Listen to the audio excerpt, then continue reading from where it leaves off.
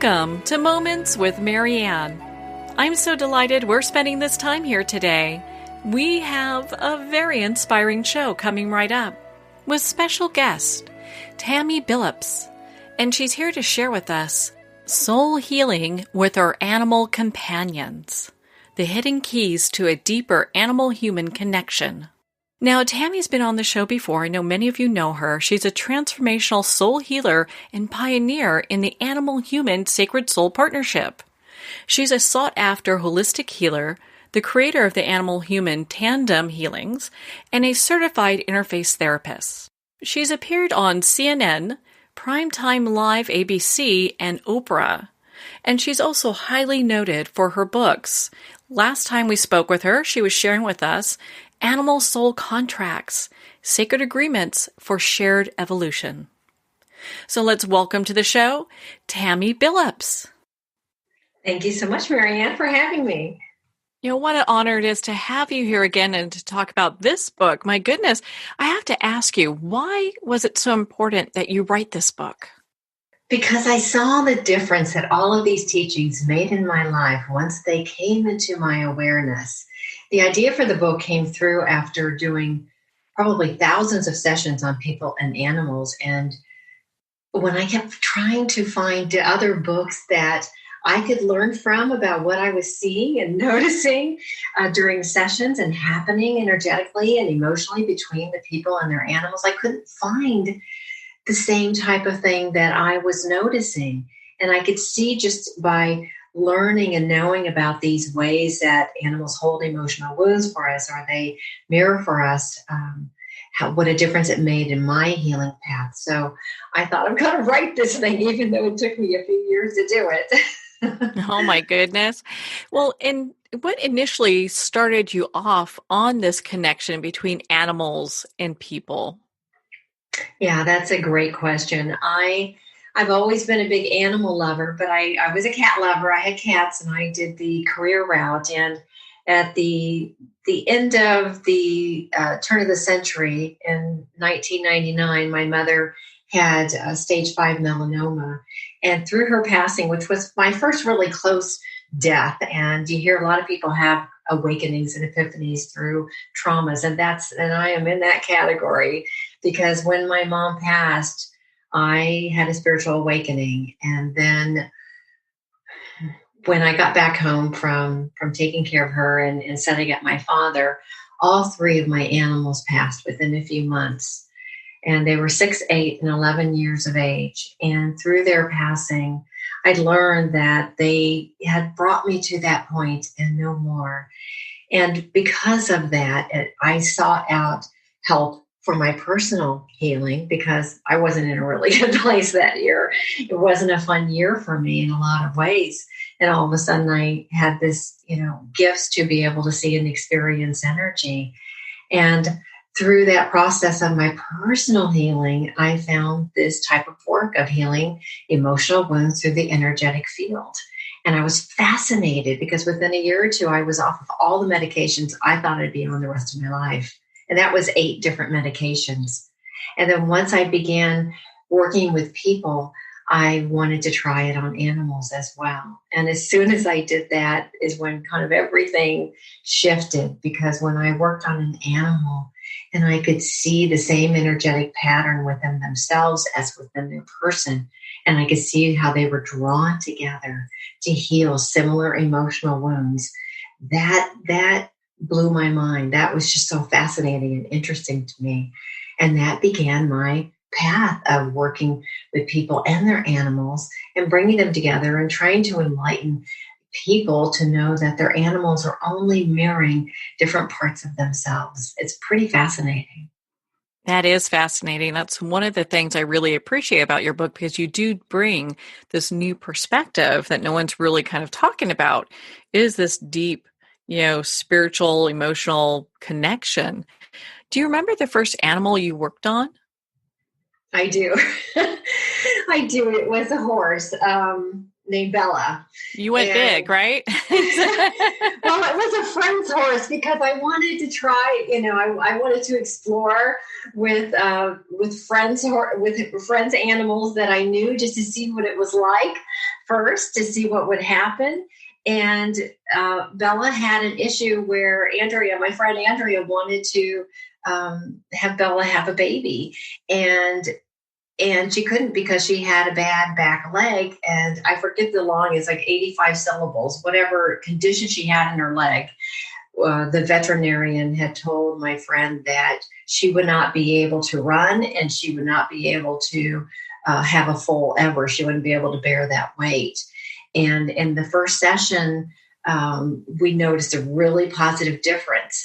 And in the second session, by the end of it, we were surprised. Bella just took off running. This running that she was told that we were told that she wasn't ever going to be able to do again. And the following year, she gave birth to a foal. And it was pretty fascinating. And it was exactly what I needed to hear that and see with my own eyes, that healing through the energetic field, these emotional wounds, and lifting them.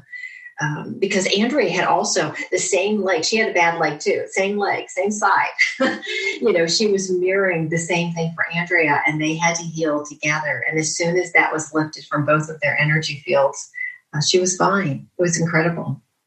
That is incredible how the correlation between the energy of her pet and Andrea come together, and they're both kind of suffering this joint kind of wound, having that healed, how that really, works for both of them.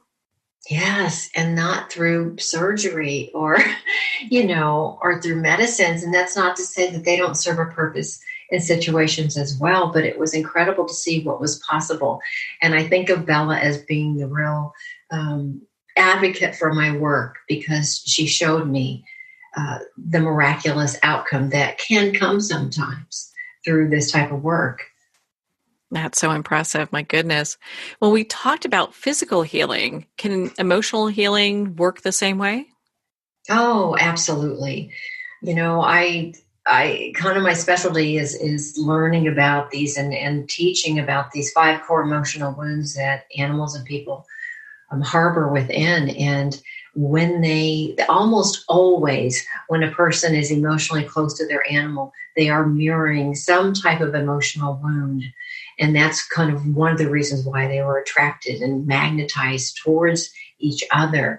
And when they take a very intentional step forward to heal that emotional wound together, it can make a world of difference in their life, and how easily it can be lifted from their energy field when they join forces intentionally. Now, I'm going to ask kind of a question that maybe you get this asked a lot, maybe not, but let's say someone has had a pet that has passed. Can emotional healing and wound healing still happen? Well, sure. I mean, with the person or with the animal? With both. Yeah, mostly with the person, because they're here in the physicality. Right. So absolutely. I mean, the person's probably, if they didn't heal it completely, if they have an abandonment wound, it's pretty popular, it's pretty common, I should say, in animals. And of course, it is within people as well. So if there was an animal that passed and the person still has the mirroring abandonment wound that they haven't healed, they're likely going to call in another animal with it, or there's a person in their life that has abandonment that they're working on together. So it will continue to heal. And when they do, even if the animal that originally got them started on that path is on the other side, it will benefit them. It will benefit their soul. There will be clearing happening for both of them, even if they're on the other side. That's pretty impressive. So for those people who have had pets that have had injuries in past, and maybe they're having some of that as well, at least we know like there's healing that can take place still. It's, it's still possible. Yes. And it's honoring the animal that has passed to be able to take the reins and say, I'm going to continue working on this issue. And then we'll both feel better. Our souls will still evolve together. Yeah. Because a lot of people feel this really deep connection with their pets. And so I'd love for you to kind of expand on that. Well, I believe that our souls choose to incarnate together, and that we're drawn together for a reason. And that's why we can recognize certain animals, or they choose us. And, when we walk in and we're looking for them, or they show up on our doorstep. I've heard so many, I'm sure you have too, incredible stories on how different animals find their person. And they have this deep soul bond that they came together and joined forces to heal together, to learn to love together, to have more love and less suffering. It's a very intentional soul purpose that animals bring to people. And it's not just about, of course, we know that animals being in our lives unleash a plethora of feel-good hormones, right? We all know that, but there's so much more to this journey that we have with our animals. And especially for those of us, and certainly including myself in this, who get very emotionally close to their animals. And maybe, because the closer we are emotionally to them, then they become our best earth school teachers. And we can learn from them. And they are showing us parts of ourselves through their behaviors and even their physical ailments. That's so impressive how that all comes together. I know in your book you talk about mirroring. I'd love for you to explain what that is and some of the different types. Yes, well, I'll start with a story of that when I was teaching a class called Kindness and Compassion for Animals to 6 to 8-year-olds at a local no-kill shelter one time. And this was very early in my practice, maybe back in 2002 or so, when I asked them, because all of the children had been there for a couple of days through this class that they were in, and they had met a lot of the animals. And I asked them which of the animals was their favorite. And immediately there's this little girl who's, woo, woo, woo, got her hand raised, and I called on her and I said, which dog were you most drawn to? And she was just like, oh my gosh, it's Harvey, because he was happy and fun and he liked to play. And then when I called upon the quiet child that was in the back of the room who was sitting by himself, he said the dog he was drawn to was Chloe because she just looked sad, like she needed a friend. And I think that this story really tells you what's happening when, we're always being drawn towards likes. So likes attracts likes. So of course, Olivia, who's already enthusiastic, was drawn to the animal that was mirroring her. And the same with the little boy in the back. So we have these different ways and different types of mirrors that, and ways that we're going to be magnetized to them. There's the physical mirroring, and this happens not as often, but it can happen where, there's an animal that has a physical issue and they're actually carrying it for you. And you might have the same exact issue. I know when I got asthma in my 30s and my cat developed asthma 2 weeks later, I thought, what are the odds of that? How many animals have I seen that had asthma? And if I would get a UTI, then my other cat would get a UTI. So, it can happen. It's not as often that they will actually take on those physical issues for the people, but it can, I hear about it all the time with clients, and they're saying, well, that's interesting because I just had hip replacement after I just told them that their animal has a lot of extra energy and emotions held at their hip when I didn't know the person had a hip issue. But there's also this unconscious mirroring that happens, and animals are more likely to kind of mirror back to you what you are repressing emotionally versus what you are beautifully clearing through your emotions, through crying or through, journaling or moving out your emotions. They're going to be mirroring back to you what you're pushing down. So sometimes when they're tinkling inappropriately, they might be showing you that you've got some repressed anger.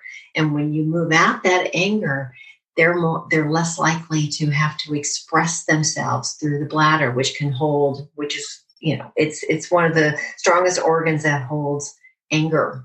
There's also symbolism where their actions are giving you immediate mirrored answers to maybe questions that you're contemplating, something going on in your life that's happening, and through your animal's behavior, they're going to be mirroring an answer for you. it really is fascinating if you learn the different ways and stop in every situation that your animal has behaving. You're going, what are they doing? If you pull back your energy instead of trying to fix them and seek the higher purpose of their actions, that's where the magic is. And that's where your answers are, because they're always showing you something about yourself. It seems we really need to pay attention to what they're trying to show us, because if we really look at this, they could be our greatest teacher. Oh my gosh, they really are. The closer you get to animals, they absolutely take on that role at a much higher level. So how can we tell if we're kind of over loving our pets? Well, you'll know the number one way is that your animal will have separation anxiety, or they'll be very needy and constantly seeking attention from you and possibly others as well, or they're really in your face. And over loving, I want to, for people that are listening to this, I want you to be gentle with yourself if you're an over lover. That's usually like an inner child part of ourselves that did not get our needs met very early in our life. And these beautiful, loving animals that come in our lives are so easy to love.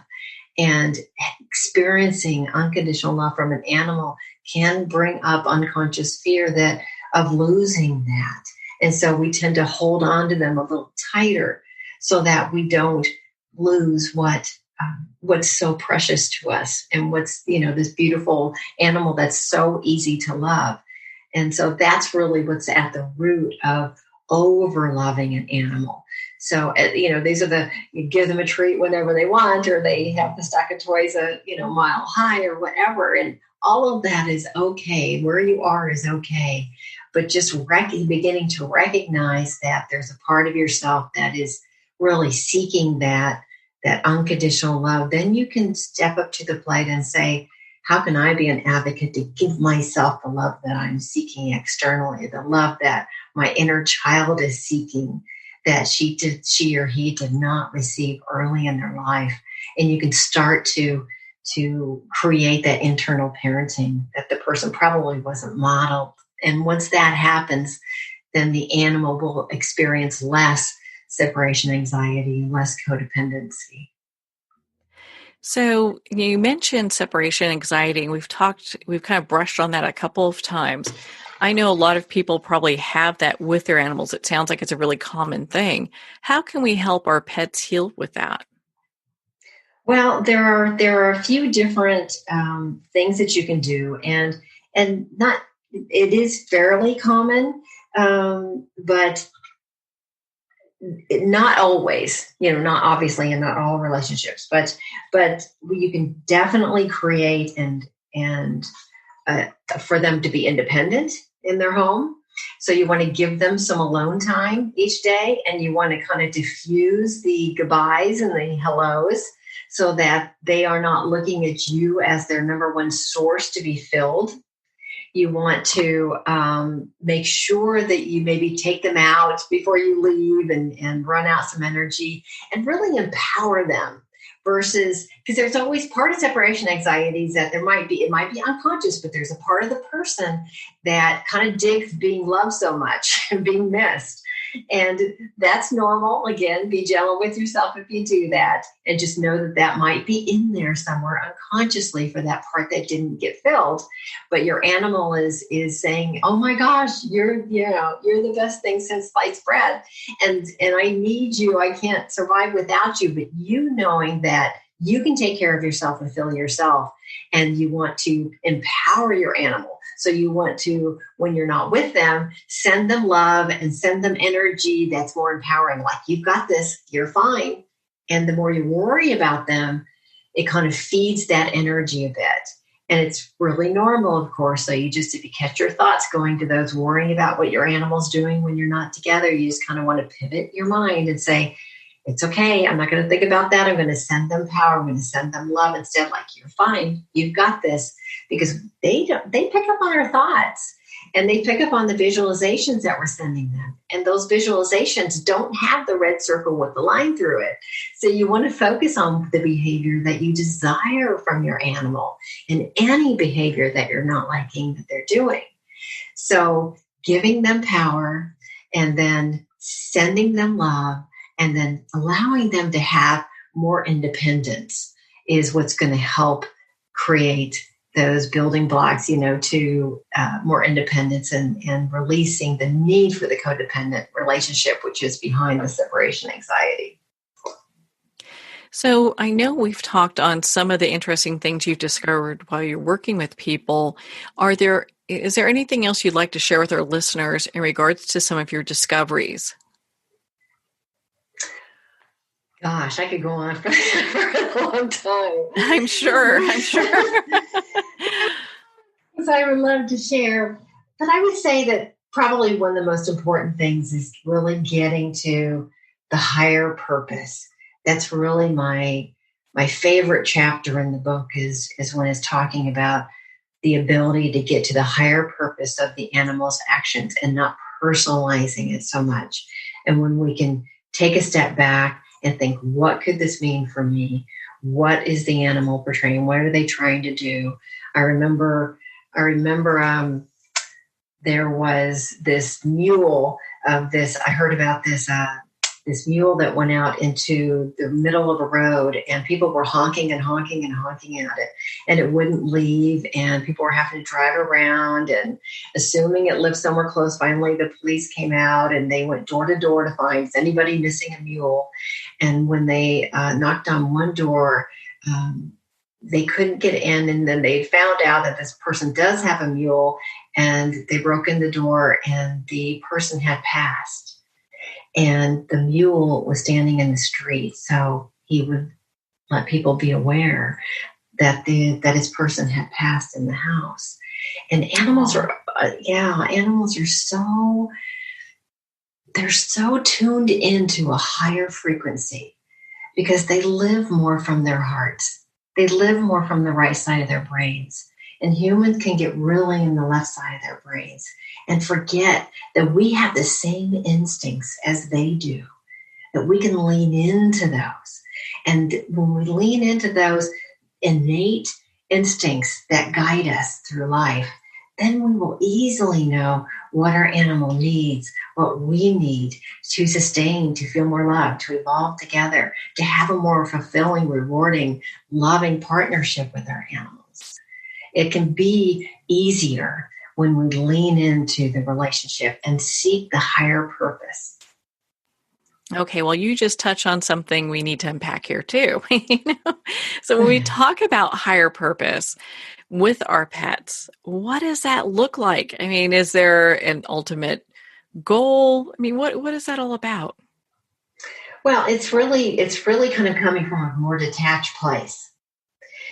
So if I'm trying to think of a situation or an example, it's hard to come up with examples sometimes but it's like going to that, if there's something happening with your animal, I'm trying to think like Bodhi earlier, he was trying to get in one of my cabinets and I was thinking, what is he doing? Because I have a safety lock on it because there are some spices in there. I don't want them to get into that cabinet. Right. So he's got his paw underneath. And he's I'm hearing the cabinet just, clicking, and he's trying to open it. Obviously, it's not opening. But then all of a sudden I went, okay, take a breath. Where were my thoughts? Well, my thoughts were on a situation in my practice where I've been trying the same thing over and over and over again without positive results. And I went, oh, got it. Not going to do that anymore. How can I pivot? There's a new way that I can look at this situation.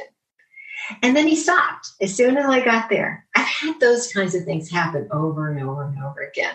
I had a cat one time that would meow and meow and meow every time I got on a business call. When I was for years, like a decade, I was doing another business from home, another business that I owned. And it wasn't rewarding. It wasn't something that I wanted to do anymore, but it paid the bills, right? And I needed to do it.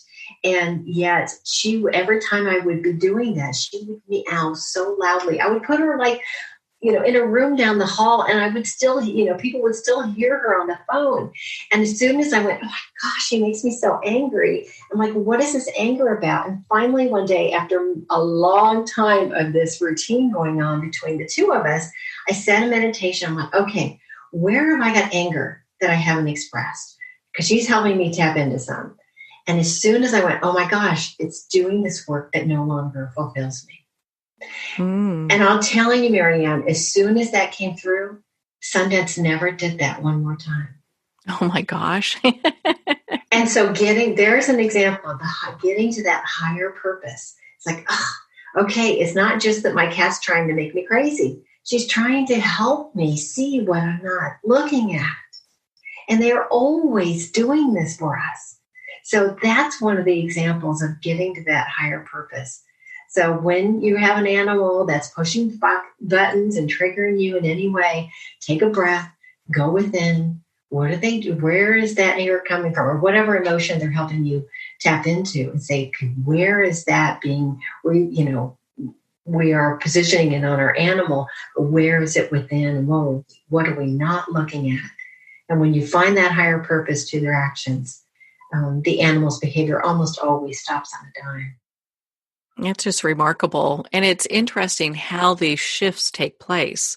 When animals are becoming sick, it's something for us to look at. And, when we need to deal with our own issues about anxiety, we can see it reflect in the pets. Mm-hmm. And it has me thinking, with all the work that you're doing, is there any, especially now in the time we are now, are you seeing a difference when you work with people and their pets, let's say virtually, as opposed to being there in person? Well, I have been almost all virtual for a long time. I've saw some two-leggeds in person, up until this year, and then that stopped as well. But animals really release more when I work with them remotely, because they get this work. They don't need to be in person. In fact, they're more anxious in person. There's somebody in the house, there's a new smell, they have to be on guard. And so I think it's a more positive thing, because people are leaning into the fact that they are energetic beings, and that this type of work can be done possibly even better, because they're able to sink into it and fall asleep on their bed or wherever they are. They can sink into the work, and it can be actually more productive, because animals have been working so hard for us this year and really trying to help humanity, and by carrying a higher vibration that we can all lean into. Yeah, we really just have to be present and pay attention to see what's really happening, what's going on there. In your book, you talk about love bind. And I was fascinated with that. And I'd love for you to share that with our listeners. Yeah, well, the love bind is when, it's just like a double-edged sword, I mean, we love our animals and we want to give them everything, but we want to make sure that we're allowing them to be independent and be who they are, and not overloving them. Because when we overlove them, it can actually promote a way of being in the relationship that may not be healthy for either one of us. And it comes from a good, loving place. That's why it's a love bind, because we love these little beings and light beings that are in our life and all the joy they bring us. So we want to give them everything, and we want to kind of smother them with our love. And especially if they have a story, a lot of times these animals have stories that help us trigger our own story. We hear about whatever they went through in their past. And then it's always amazing to me that the person will hang on to their story. Well, they went through this. Oh, they used to be tied outside to the back. And they tell this story for years and on and on and on to everybody. And that's really about them holding on to their own story, because the animal's over it. The animal's in a new place. They're fine. Let's move forward. So that need to kind of hang on to our animals a little tighter is really just reflected in a need to heal something within ourselves that didn't have that kind of love early in our lives.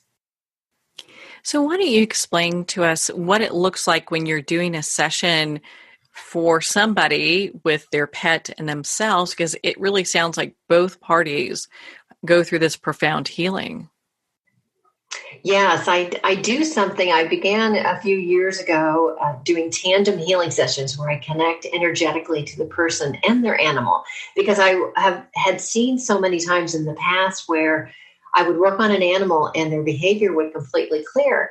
But then if the person wasn't simultaneously working on their issues, sometimes the animal would revert, right? Because they're that mirroring aspect, likes attract like. And not that didn't always happen. Sometimes the animal was forever fine. But in those cases, I wondered, gosh, if they worked together, if I worked on them together, I wonder if it would have longer lasting results. And the answer was absolutely yes. So I connect heart to heart, soul to soul, almost like a triangle between our hearts energetically. And with intentions, I always ask the person to state the intentions for what they're wanting from their session. And so if the intention is to help them heal, be it an abandonment wound or betrayal or invasiveness or whatever is in the background for both of them, then that's where the energy will go. And it will go to helping them both clear and heal where possibly they were over-controlled or had invasiveness in some way. And it heals through all levels of the energy field more quickly through the animal than the person, because people tend to be more attached to their stuff than what animals are. And that's okay. I accept and trust that everything will unfold in the right and perfect timing for them both. But animals will hold on to that space. What I have found when I started working with them together is that after 2 or 3 or sometimes 4 sessions of doing tandem sessions, all of a sudden the animal was fine. The person wanted to continue their healing journey and just do sessions on themselves. I see that happen frequently. And I know the animals are doing high five, right? Like, yes, they got it. Let's go there, because when you feel better, your animal feels better. Oh my gosh. Can I say that again? When you feel better, your animal feels better. So working on your wounding, your animals are going to get a hit of that, regardless of whether or not they're in the session, because everyone in our wake, when we work on ourselves, feels our new vibration, and it affects everyone around us and close to us positively. Yeah, without a doubt. I mean, that's such a profound thing, how that all comes together.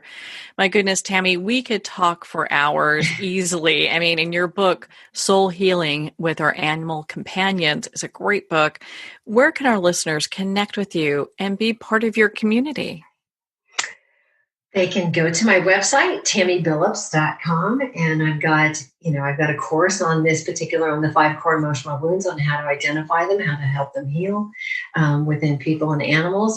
Everything is right there, how to get the books and the different ways. And if you just go to tammybillups.com, you can also sign up for the marketing emails with the events as well. Well, Tammy, thank you so much for taking the time to be on the show with us here today. Oh, thank you. It was a pleasure to talk with you. Well, thank you, Tammy. It has been such an honor to spend this time with you and to talk about your book, Soul Healing with Our Animal Companions, The Hidden Keys to a Deeper Animal-Human Connection. Soul Healing's available at Amazon, Barnes & Noble, and all indie retailers. And of course, you can download it on Kindle. Again, if you'd like to connect with Tammy, you can at tammybillups.com for more information. Well, we're at the end of our time today. I would like to thank everyone for tuning in. You're listening to Moments with Marianne. And remember, make every moment count.